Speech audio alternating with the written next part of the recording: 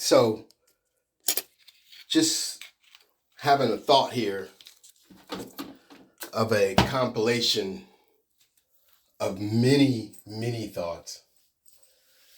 So, the 20th century, it gets me that what we have to understand is it's Daniel's prophecy. This is the history that we even know today. It's called Western civilization or Western Civ. Everybody talking about American history. No. It ain't just American history. These separated stories don't even make up the big picture. The big picture has been hidden in the history, and it's interesting because in the 1800s, what people were doing outside of the Negro, the slaves, the enslaved Israelites, outside of them, people were trying to figure out, these Gentiles trying to figure out a story to tell. Because they knew that we were going to come around at some point. They knew this. I mean, that is the Thomas Jefferson, I tremble for my country. These people knew this. They were gatekeepers of us. It wasn't about, white supremacy, but that was a farce. That was the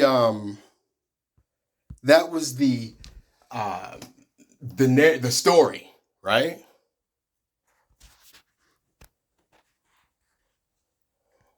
Bear with me 1 second. And so anyway, the bigger picture is the narrative of Daniel's prophetic words. And the premise of that, esoterically of that, was that things come and go. There's a cycle. So when he was elaborating on Nebuchadnezzar's dream, he could see it, he could understand it, he had the connection, but he had to explain it. So the bottom line to his explanation was, you're the beginning of the Gentile rule. There will be an end of the Gentile rule. There will be an end to it, which is the clay mingled with the iron. We know that the revived Roman Empire, they skip over all this stuff. They give everybody now CRT.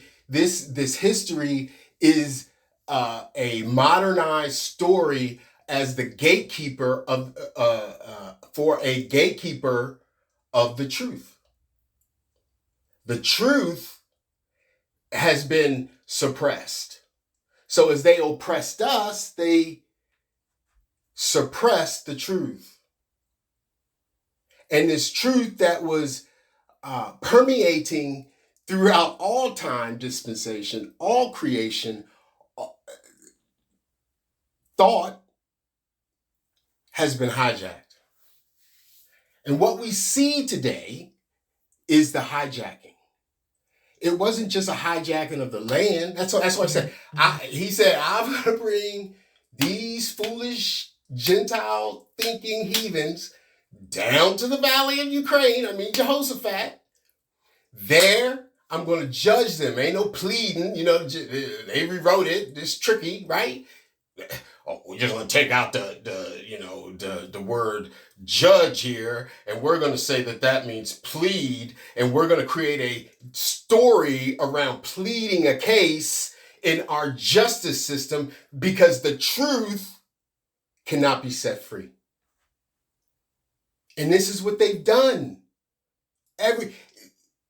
So now today, we have the ability to take truth back individually. As we take it back individually, the truth is going to spawn a magnetic connection to the collective. This is the 100 Monkeys experiment. We already know this. The dilemma is that we now have to see this as it is and take back who we are. How do we do that? So, understanding the big picture, have situations where now you're able to say things more freely. So when confronted with people who asking questions or saying something or is wrong, incorrect, we now get to step up. Now, as they are wrong, we get to tell them that they're wrong, hence the truth judging the error. We get to do that as long as we are not in error. So we can't judge someone when we're in error, and especially in error of the same thing that we're judging them of. That's universal magnetism, negative, positive energy. This whole concept of taking back is an esoteric thought, because now it is about you. It is. Matter of fact, it's always been, but nevertheless, it is about you. And that's Jew, Gentile, that's Israelite, Gentile, heathen alike. The dilemma is, again, the hijack. We not only did they hijack people, they hijacked thought, they hijacked lands, they hijacked airspace, water space, they hijacked education, they hijacked spirituality, the hijack. So the hijack is on. So I pray that everyone understood this and is able to esoterically understand it, gain information, study to show thyself approved. All praise to the Father, God, Abraham, Isaac, Jacob.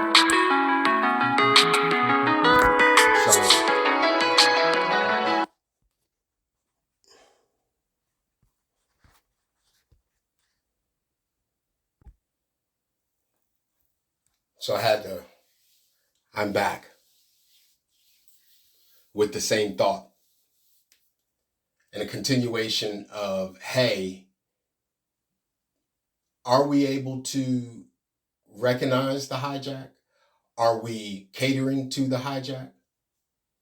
Now, the hijack is a lot of things. Again, I went through several, but it's also your own hijack, which you are hijacking of someone else, and how you're reacting to, right? Because individuals can oppress as well as the collective. So this is the tricky part. This is why we all esoterically, you see, esoteric, the deep meanings of things. In Living Color. What is it? With Mr. Handy, deep, goodness gracious, great balls of fire. Deep something.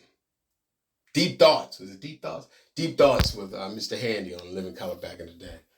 And it was always deep. It's in the 20th century, right? We talk about historical narratives, secondary historical narratives, modernized historical or progressive historical narratives, because it's a constant revision of, right? It's not, and it's just like the books. It's always a revision, right? You think about it, why you gotta revise it? Why can't you give me more of the truth? So an enhancement of the book. Give me more. I need more. No, they're taking away. So this whole concept of hijack is really hijacking the truth. The Daniel prophecy at the end, when everyone is mixed multitude. Now it's about who is willing to sacrifice the world to gain their soul, right? It's the opposite when we think, and what they've shown us. You sacrifice your soul to gain the world, but it's really the esoteric, the flip, the as above, so below. It's the would you what would you sacrifice to gain the glory, gain salvation, to gain what would you give up in the world to gain your soul, right? Gain salvation, to be safe, you know, to be good, to be at least in one of the seven heavens, you know. I mean, at the and not be like, you know, a conceptualized place, you know, just a reality, a dimension, a level, a Jacob's ladder, a stairway to the heavens. Sometimes, you know, we underthink when we should be overthinking. But again, that's a hijack. One of the, you know, hey, don't, you're overthinking things. It's bad. You're overthinking it. Don't worry about it. No, man. See, and that's something else. We got to take that back. That's error because they don't know any better either. They don't. All they know is what they know. We're the ones that know more. They've suppressed that thought, and now that thought is revitalizing itself. It's re-energizing itself. It's coming to fruition, and they honestly they're like, they're bewildered. They're like, what the hell? What's he talking about? Wait a minute. I mean, you know, I was on TikTok the other day, and you know, I see a lot of Gentiles and Jewish people coming out talking about, you know, it's all about the collective, you know, it's your heart now. And then I got Gentiles talking about, you know, their, you know, African American history, and you know, they're seeking, they're finding, they're wanting to know. Well, I was talking to one, I was telling her about dumb diverses. You know, she was and I was saying something in relation to, I don't know, she was saying something, and I kind of kept it real. Told her, you know, you know, let me see what I said. Do I have it? It's a lot. But anyway, moving on. Um, anyway, I see a lot of them, the other nations, the other mindeds, the other minds, I should say. I see a lot of them starting to to shake off the hijack as well. And part of their dilemma is when dealing with us, they don't know if we trust them or not. Wait, hey, I mean, you know, it is what it is. I mean, can't be mad at that. You Gentiles can't expect us to say, oh, you know, Gentile, no, you know, no, you ain't know, but you know, I mean, come on, you know, we can all be friends and all. No, they got to, it's their turn to do, they have to form an action, a positive magnetic action for us to be even, I dare say, attracted to, but cohabitable in the realm that we're in. And we're not, and that means that we're not going down to their level of existence per se. It just means that they've got to come up, and that's that bridge. Hey, you know, I'll give them a bridge, you know, but you know, you have to be correct now. You know, especially, you know, I get to say what I want to say, and to be quite frank, what I'm saying is not bad for me. For me, and you know, all I can do is blow the whistle, blow the shofar, ring a bell, you know, drop a seed, keep it moving. Those actions that I choose to do will be what's going to, I feel, going to be outweighing some of the crazy that I've done and still do.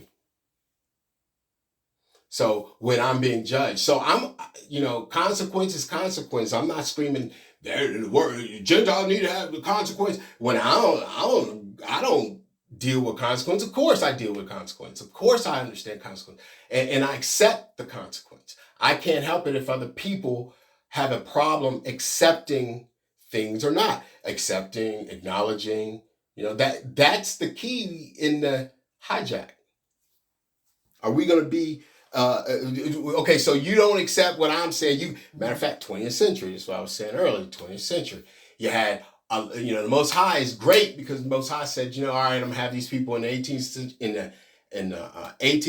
I'm gonna have them compile all this information in the 1900s, the early 1900s. Then I'm gonna do the same. Then I'm gonna raise up more of my people, and what I'm gonna do is I'm gonna make sure that these people, majority of them will be from my people, but I will raise up some other Gentiles to say certain things so that the truth stays out there in the big scheme of things. Because what they wanted to do was through reading and writing, they wanted to suppress all knowledge, because that's what the church did back in the day. That's what they began with. Most High is I dare say a game, but this easy to see. I should say it like this: it's not easy to see, but when you can't see it, what is easy at your level to see, you see. And when cohabitation is afoot, that is when all parties have to dodge each other's hijack. That's where you get the truth at. That's why when Gentiles come up talking about Christianity or what they know or whatever, listen, it's not that we're not caring what you're saying. We just don't hear ourselves in your conversation. So what we're saying is we see what the conversations that we're having and the way that we think is that we're seeing who we are in our conversations, as well as seeing who Gentiles and heathens are in our conversations, in our cohabitable conversations with them. Because we are now in balance. All the signs and the stars, wolf moon out, scorpion tail stinging. These things, and it's interesting about the scorpion tail, the stinger on that, because if you correlate that with, what is it, John 3:14, where it talks about Moses having his the staff and well, let's just get that.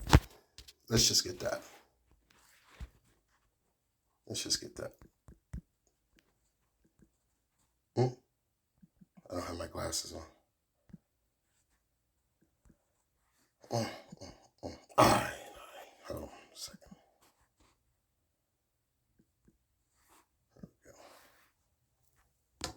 Here you go. And as Moses lifted up the serpent in the wilderness, even so must the Son of Man be lifted up. Now that goes back to where Moses, during the Exodus, the scorpions. If you look at my staff, you will be saved. If you look down at these scorpions stinging your ass, you will not. That's what it. So the scorpion stinger, and I just correlated that just a second ago. Most I got out. It was interesting. But anyway, so as we cohabitate with these people, we have to understand that it's not necessarily all about us in terms of how that energy, how we present the truth, how we present it.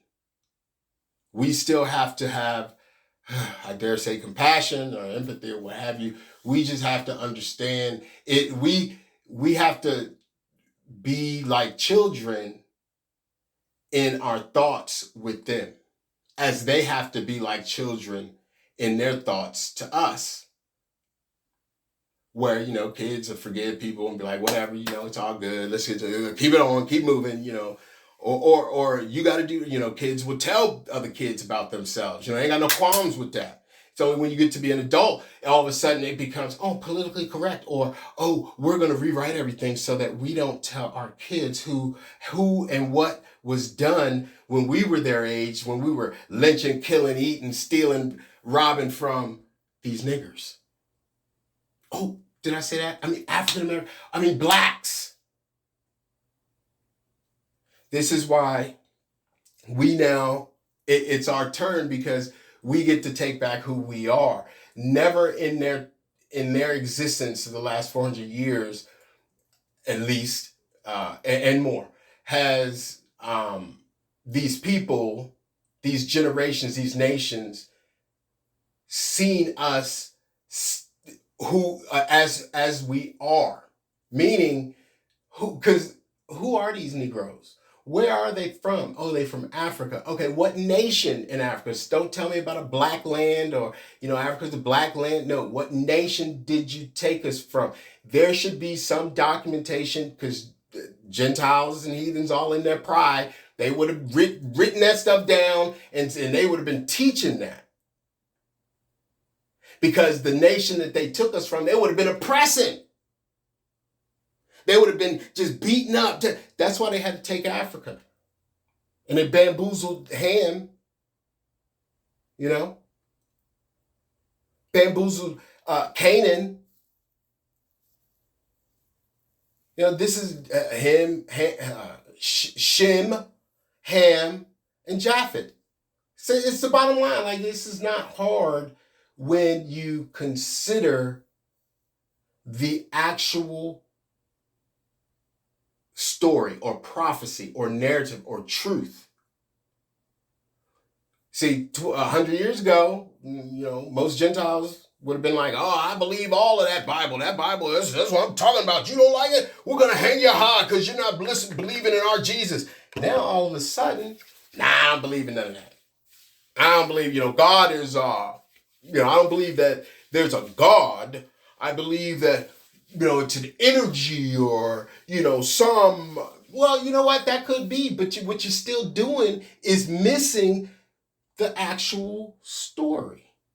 Well, what's the story? The story is that the knowledge that you're even pontificating on, you would never have pontificated on it if there was no Israelites.